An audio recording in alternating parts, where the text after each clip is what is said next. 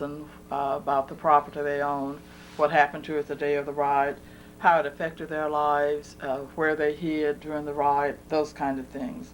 So, Mrs. Rollerson, thank you for sharing this information with us today. Okay. Lloyd Reed Rollerson, my husband, lived with his family at 521 North Greenwood in a two-story building. They had a grocery store downstairs and a rooming house upstairs. There were 3 girls and a boy.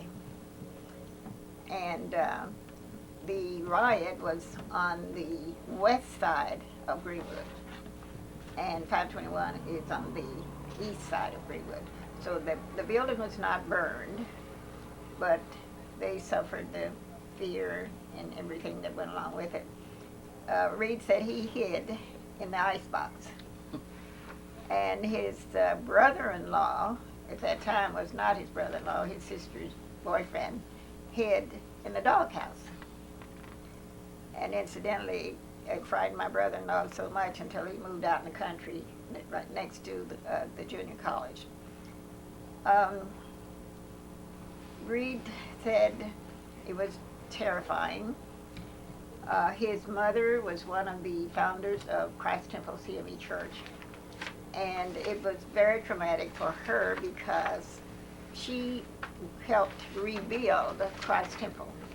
Christ Temple was located on Frankfurt at the time. And it was 4 years after they rebuilt, they built the Christ Temple, that it was burned. And with the excitement of having a new church and having to sponsor activities to build the new church, she suffered to the extent that one night she was giving a speech at Christ Temple and fell dead with a heart attack. We felt that all of that came from the trauma of the riot. Incidentally, just a month before she passed away, she lost her daughter. Reed said during those days he drove a jitney.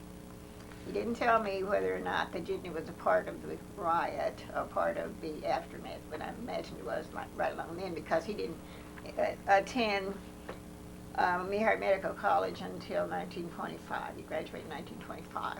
So he had a little time left because he was born in 1901, really. And so he must have been 20 by then. Are there any other questions? I think that about does it. You